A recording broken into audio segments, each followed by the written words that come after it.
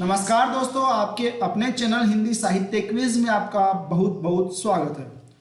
दोस्तों, इस वीडियो के पिछले 2 भागों में हमने ओम प्रकाश वाल्मीकि जी की प्रसिद्ध कहानी सलाम से संबंधित कुल 50 प्रश्न और उनके उत्तर देख लिए थे। आज के इस वीडियो में हम बाकी के 22 प्रश्न और देखेंगे। तो चलिए शुरू करते हैं आज का वीडियो।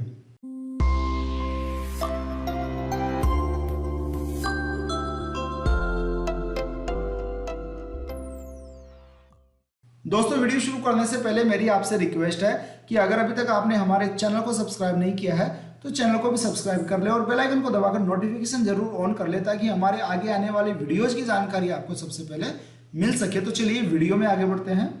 दोस्तों, 51वां प्रश्न है, बेटे बामन से दोस्ती रास नहीं आएगी, कहानी में यह कथन किसका है? विकल्प है ए कमल का, बी सुगना का, सी रामपाल का या फिर डी हरीश का। तो यहाँ सही जवाब होगा विकल्प बी सुगना का।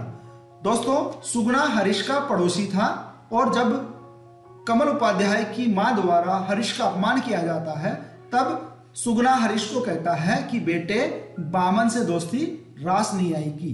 प्रश्न संख्या 52 देखिए, बारात के दोपहर के भोजन के लिए क्या बना था? विकल्प है ए खीर पूड़ी, बी दाल बाटी, सी चूरमा दाल या फिर डी मीट नान।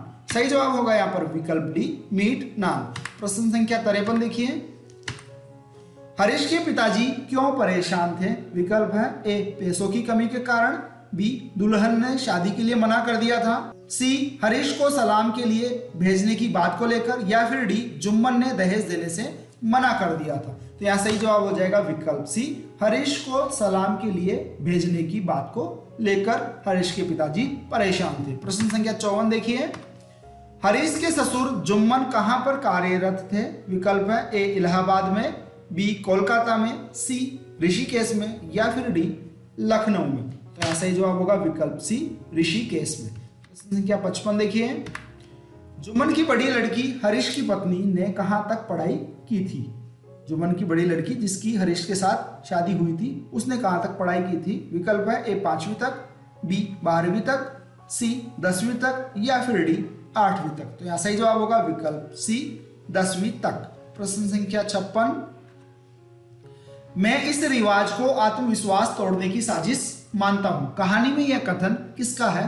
विकल्प है ए हरीश का, बी कमल का, सी जुम्मन का या फिर डी रामपाल का। तो यहाँ सही जवाब होगा विकल्प ए हरीश का। प्रश्न संख्या 57, अपनी बहादुरी का किस्सा समूचे गांव में कौन सुना रहा था? विकल्प है ए बल्लू, बी जुम्मन, सी रामपाल या फिर डी सुगना। सही जवाब होगा यहाँ पर विकल्प सी रामपाल। प्रश्न संख्या 58, जुम्मन को अपने जवाई को सलाम करने के लिए भेजने की चेतावनी देकर कौन गया था? जुम्मन को चेतावनी दी गई थी कि अपने जवाई को सलाम के लिए जरूर भेजना। तो यह चेतावनी किसने दी थी? विकल्प है ए बल्लू रामगढ़ ने, बी रामपाल ने, सी सकपाल ने, डी कल्लू रामगढ़ ने। यहाँ सही जवाब होगा विकल्प ए बल्लू रामगढ़ ने। प्रश्न संख्या 59, कौवा कभी भी हंस ना बन सके हैं, कहानी में यह कथन किसका है? विकल्प है ए कमल का, बी बल्लू का, सी रामपाल का या फिर डी कल्लू का। सही जवाब होगा विकल्प बी बल्लू का। बल्लू रामगढ़ ने यह कथन हरीश के ससुर से कहा था। प्रश्न संख्या 60 देखिए, कहानी में दीपू क्या नहीं खाने के लिए कह रहा था? विकल्प है ए रोटी, बी अंडा, सी फल या फिर डी मीट। सही जवाब हो जाएगा यहाँ पर विकल्प ए रोटी। प्रश्न संख्या 61 देखिए, मुसलमान के हाथ की बनी रोटी मैं नहीं खाता, कहानी में यह कथन किसका है? विकल्प है ए कमल का, बी बल्लू का, सी बच्चे दीपू का या फिर डी जुम्मन का। सही जवाब होगा यहाँ पर विकल्प सी बच्चे दीपू का। प्रश्न संख्या 62 देखिए, सलाम कहानी में दीपू की उम्र क्या है? विकल्प है ए 9-10 वर्ष, बी 10-12 वर्ष, सी 11-12 वर्ष या फिर डी 8-9 वर्ष। सही जवाब होगा यहाँ पर विकल्प बी 10-12 वर्ष। दीपू की उम्र कहानी में 10-12 वर्ष बताई गई है। प्रश्न संख्या 63 देखिए, उल्लू की दुम रिक्त स्थान एक बार चल के तो देख ले, सलाम कहानी में यह कथन किसका है? विकल्प है ए दीपू का, बी बल्लू का, सी बूढ़े का या फिर डी कमल का। तो यहाँ पर यह कथन दीपू को कहता है एक बूढ़ा व्यक्ति जो शायद उसका पिता था।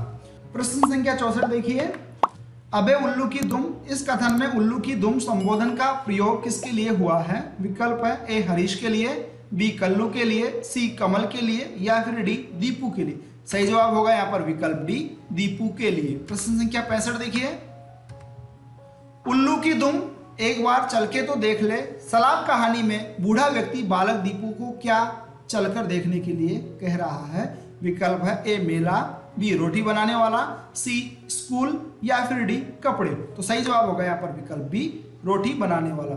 बूढ़ा व्यक्ति दीपू को कहता है कि एक बार रोटी बनाने वाले को चलकर देख ले।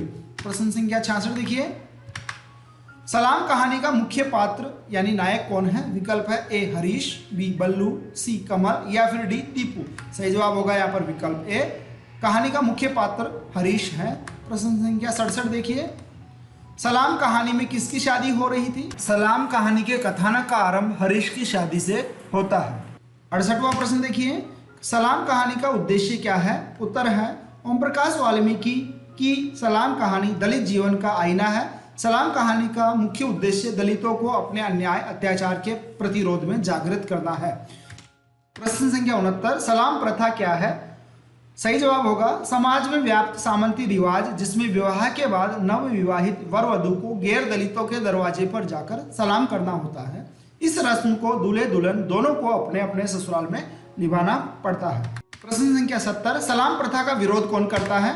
यहाँ सही उत्तर होगा सलाम प्रथा को उपहार और आमदनी से जोड़कर विवाह के नए जोड़े को शुरू से ही गुलाम बनाए रखने की मानसिकता के साथ जीवित रखा गया था और इसका विरोध हरीश और हरीश के घर वाले करते हैं।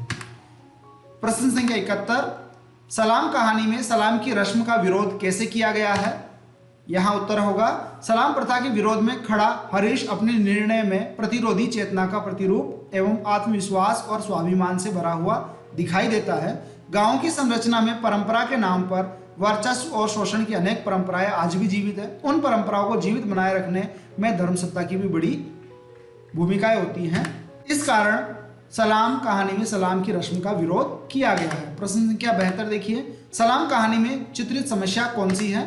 तो सलाम कहानी अंततः परंपरा एवं प्रथा के अमानवीय पहलुओं को उजागर करते हुए उसके नेपथ्य में काम कर रही जाति प्रथा एवं वर्चस्व की सोच को उजागर करती है। यह कहानी असमानता, अस्पृश्यता, भेदभाव एवं जातिगत वर्चस्व की मानसिकता को बदलने तथा समतापरक भारत के निर्माण की आकांक्षा को साकार करने का लक्ष्य सामने रखती है। तो यहाँ इन सभी समस्याओं का चित्रण इस कहानी में किया गया है। तो दोस्तों आज के इस वीडियो में बस इतना ही। उम्मीद है ये वीडियो आपको पसंद आया होगा। अगर ये वीडियो आपको पसंद आया हो तो वीडियो को लाइक जरूर करें।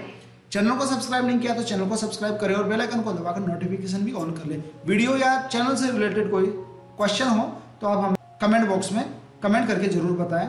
धन्यवाद दोस्तों। जय हिंद, जय भारत।